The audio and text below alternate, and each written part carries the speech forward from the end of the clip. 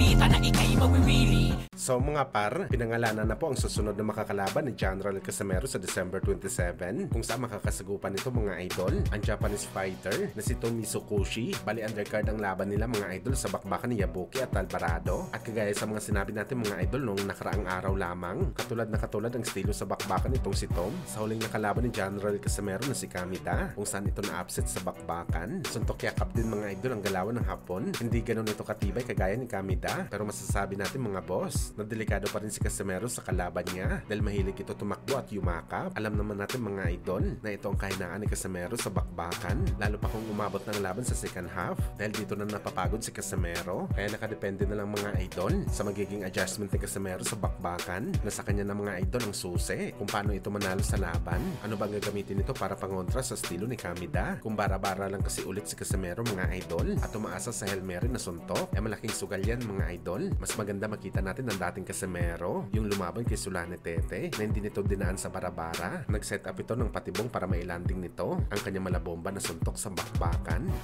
Samantala speaking kay Cuatro Alas mga idol, ayon nga po sa kumakalat na balita sa social media, tuloy pa rin daw ang masusing investigation para sa issue ni Casimero sa game fixing sa laban nito kontra kay Kamita. Hindi pa tapos ang investigation mga idol. Sa katunayan nito mga boss, narekomenda pa mismo ng GAB sa NBI ang pagkumpiska sa mga cellphone ng magkapatid ni Casimero para tingnan kung meron ba sila makukuha na ebidensya kung gumawa talaga ng kamalian ng Casimero Brothers pagdating sa game fixing. Well, sa totoo lang mga idol, magandang move ito para sa GAB para maging patas naman ang pagtugon sa issue na to ng Casimero Brothers sa game fixing. Pero gayon pa man mga idol, malaking tiwala natin na wala silang makukuha na anumang ebidensya sa cellphone ng mga Casimero dahil para sa ating mga boss, bugso lamang ng damdamin ni Jason Casimero. Bakit niya sinabi ang bagay na yon na kailangan magpatalo dahil sa plano? Para kasi sa ating mga boss, isang palusot lang yon dahil na-upset si Cuadro Alas kay Kamida. Pero sa kasamaang palad mga idol, maling palusot ang kanilang sinabi. Nagsanhi ito na matinding issue na posible ikatanggal ng kanilang boxing license. Kaya abangan na lang natin ang update patungkol dyan mga idol.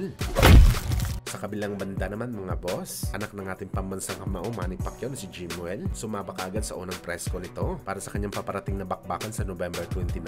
Grabe talaga si Pacboy mga idol. First time tayo nakakita mga boss, nalalaban pa lang sa unang pagkakataon sa pro, meron na kaagad media workout. Akala natin mga idol, ginagawa lang ito para sa mga superstar ng boxing sports, yung matagal na lumalaban, kagaya na lang ni Boss Manny, na puno palagi ang wildcard gym sa mga media. Kunti lamang ang media sa workout ni Jimwell mga idol, pero napahanga pa rin tayo dito. Masking alaga ni Mayweather Jr. na si Carmel Moton, hindi nagpapaganito mga idol sa unang laban niya. Diretso laban nito tapos na. Pero ang anak ni Boss Manny mga idol malupit. Superstar in the making talaga si Jimwell mga boss.